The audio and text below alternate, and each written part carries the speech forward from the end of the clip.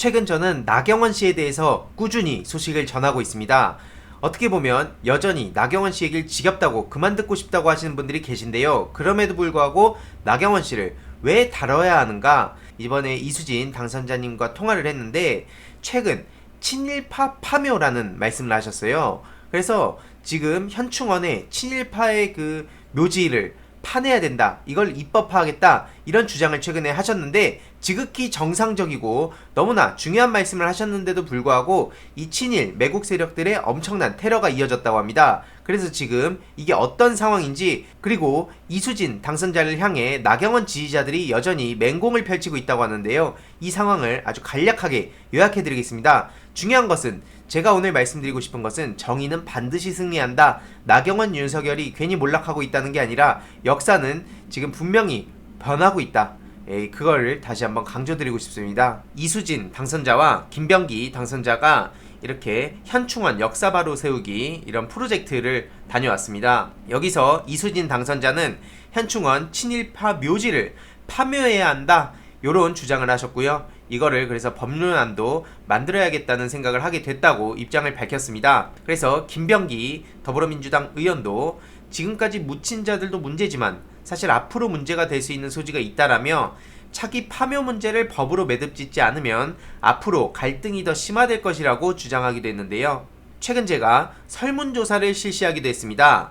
나경원에 대해서 계속 추적을 하는 거, 소식을 전하는 거 어떻게 생각하시는지 여쭤봤더니 무려 16,000명 넘게 투표를 해주셨고 집중 다뤄달라는 그런 분들이 무려 97%나 됐습니다. 그래서 저는 지금 1일 1경원을 직접 다루고 있습니다.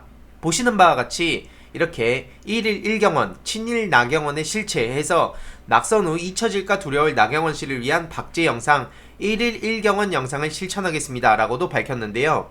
제일 중요한 것은 나경원 씨가 사실상 친일 매국 세력들의 얼굴마담과도 마찬가지입니다. 그렇기 때문에 나경원 씨에 대한 어떤 처벌이 이뤄지지 않는 이상 저 친일 매국 세력들이 여전히 계속 발붙일 그럴 수밖에 없는 상황이고요. 이외로도 주옥순 씨, 이영훈 씨, 이런 친일 매국 세력들의 그런 처벌이 반드시 이루어져야 되는 그런 상황입니다. 그렇기 때문에 저는 대표적인 얼굴마담인 그 나경원 씨를 집중적으로 다룰 예정이고요. 보시는 바와 같이 일본 자민당 우위체제 구축해서 공개 간담회를 진행하기도 했었고, 우리 일본 유니클로 관련해서 꾸준히 그 스페셜 올림픽 코리아와 연계가 또 돼 있었죠. 그리고 그 친일 재산 환수법 반대도 하고 자위대 기념행사에도 참석했습니다. 그리고 반민특위로 분열이 됐다고 하죠.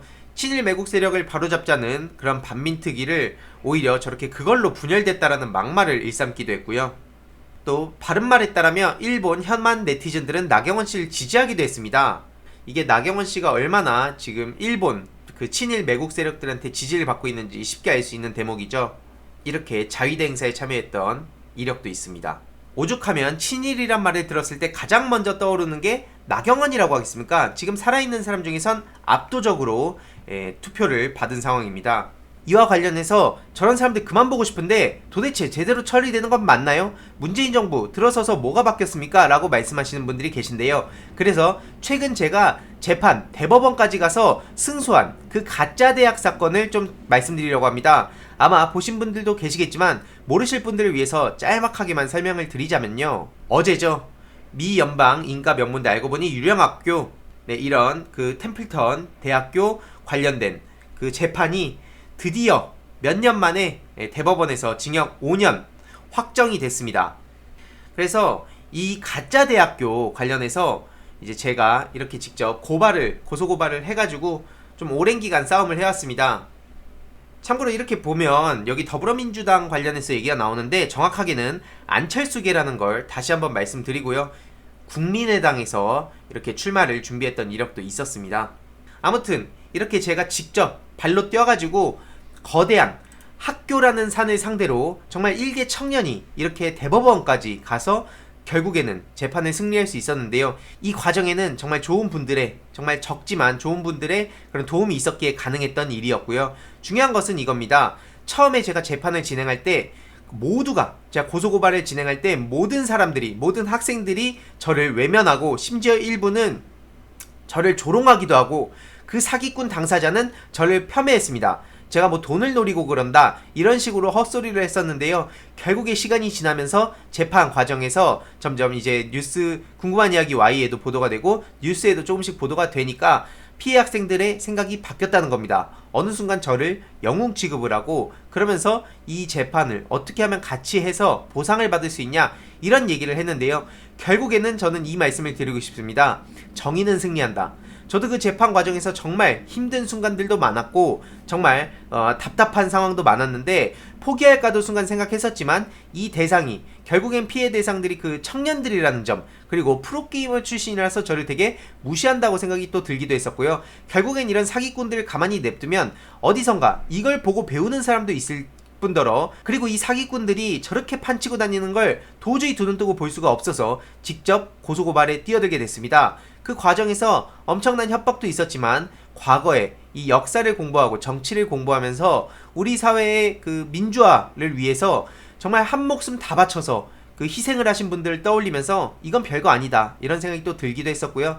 또 재판 과정에서 판사가 저한테 아직 나이도 어린데 이럴 시간에 가서 스펙이나 쌓으시죠 이런 식으로 얘기를 해서 이거는 이 기득권 세력들이 얼마나 저런 썩어 빠진 생각을 가지고 우리를 바라보고 있는가에 대해서 제가 몸소 느끼게 되면서 절대로 여기서 물러나선 안 되겠다라고 생각해서 그 합의를 권유하는 거를 뿌리치고 그냥 결국엔 재판을 꾸준히 하겠다라고 해서 중간에 판사가 바뀌었어요. 그래서 결국엔 오늘날 대법원까지 가서 징역 5년 그런 사기친 사람의 최후를 볼 수 있었는데요. 결국에는 이 말씀을 드리고 싶습니다. 우리가 나경원, 윤석열 필두로 이 재벌 기득권 세력들, 언론개혁, 사법개혁 지금 앞으로 개혁해야 될 대상들이 정말 많습니다. 그런데 매 순간순간에 보면 변화가 체감이 되지 않아요. 매일매일은 대부분 비슷하지만 어느 순간 정신 차려보면 우리의 인생이 정말 많이 달라져 있듯이 지금도 윤석열은 확실하게 무너지고 있습니다. 나경원, 이 친일 매국 세력들도 분명히 힘이 빠졌습니다.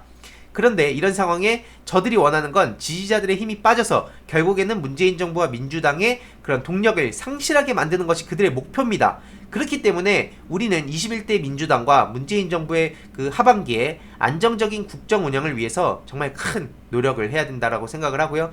끝까지 지치지 말고 포기하지 말고 우리 다 같이 손에 손잡고 한마음 한뜻으로 목소리를 내면 저희는 반드시 승리한다는 점을 다시 한번 강조드리면서 나경원과 윤석열과 나경원 공수처 설치도 얼마 남지 않았습니다. 물론 공수처장 임명에 대한 절차의 그 시간이 굉장히 또 많이 소요가 될 것으로 예상이 되는데요.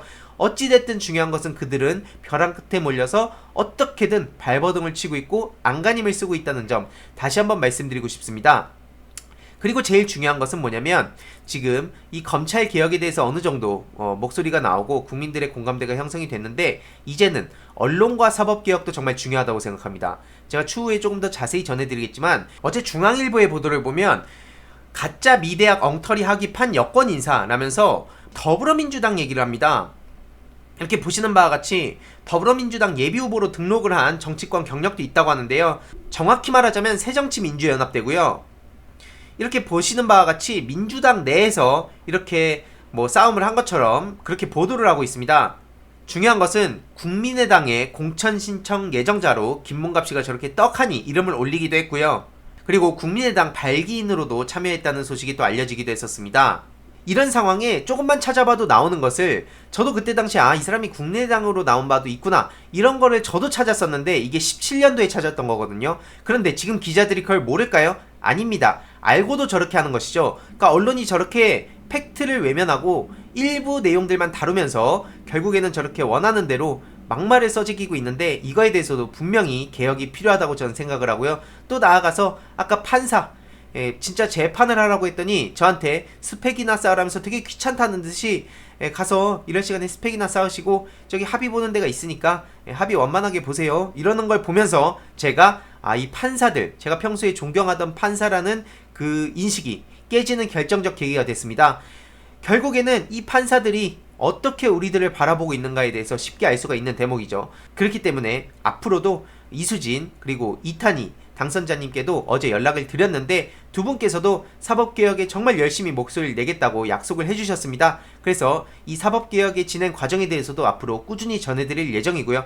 가장 중요한 윤석열과 나경원의 초집중해서 영상을 다루도록 하겠습니다. 특히 특히 나경원을 몰아내야 친일 매국 세력들의 힘이 빠진다는 점을 다시 한번 강조드리면서 그들이 처벌받는 그날까지 이 영상도 끝까지 시청해주시고 주위에도 널리 공유 부탁드리겠습니다.